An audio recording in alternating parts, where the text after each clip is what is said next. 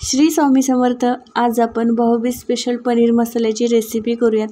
तर ग्रेव्हीसाठी इथे मी 2 कांदे, 1 टोमॅटो, अर्धा काजू, 2 लाल सुक्या मिरच्या, आलं आणि लसूण घेतलेला आहे। तर कांदा आणि टोमॅटो याला मी थोडंसं मोठं कट करून घेतलं। नंतर गॅसवरती पातेलं ठेवले, त्याच्यामध्ये 1 ग्लास पाणी गरम करायचं। आता या गरम केलेल्या पाण्यामध्येच हे सगळं साहित्य एक 10 मिनटं तरी मी शिजवून घेणार आहे।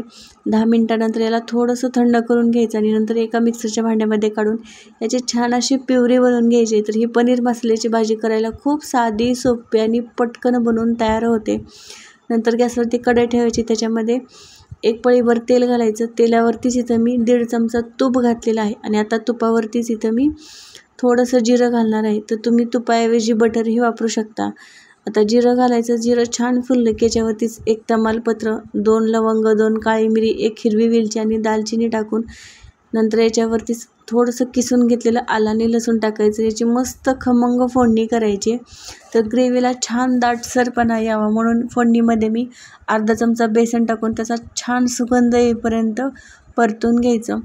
तर आता ही बेसन छान परतले की याच्यावरतीच आपण कांदा, टोमॅटो, काजू, आलं, लसूण याची जी प्युरी बनवून घेतली होती ती प्युरी याच्यावरती टाकायची आणि याच्यावरती झाकण ठेवून याला तेल सुटेपर्यंत परतून घ्यायचं। नंतर आता याच्यामध्येच पावडर मसाले घालूयात। तर थोडीशी हळद घालायची, अर्धा चमचा धना जिरा पावडर, 1 चमचाभर लाल तिखट टाकायचं।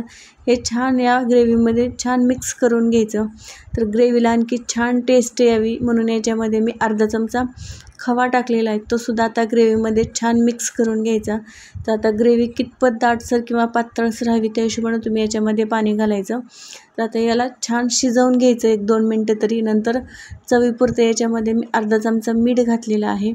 आता मीठ घातल्यानंतर याला छान मिक्स करून घ्यायचं आणि नंतर इथं मी पनीर घेतलेलं आहे। तर पनीरला मी परतून घेतलेलं आहे, तुम्ही जरूर परतून वापरा बटरवरती किंवा तुपावरती।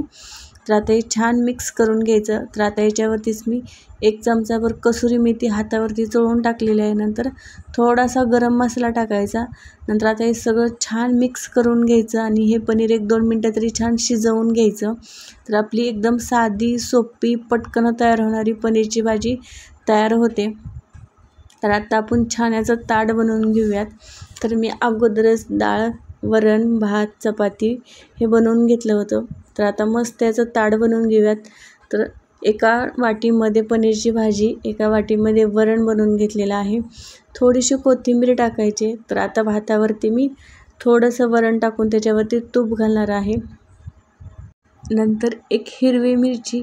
तर दिवाळीमध्ये खूप सारा फराळ खाल्ल्यानंतर एकदम साधं सोपं जेवण खूप छान आणि टेस्टी लागतं। तर चपाती आणि गोडामध्ये इथं मी थोडंसं श्रीखंड घेतलेलं आहे। तर आपली भाऊबीज स्पेशल व्हेज थाळी बनवून तयार झालेली आहे। खूप साधी, सोपी आणि तेवढीच टेस्टी ही थाळी बनवून तयार होते। तर कसा वाटला व्हिडिओ नक्की सांगा। व्हिडिओला एक लाईक आणि चॅनल एकदा नक्की सबस्क्राईब। हॅपी दिवाळी।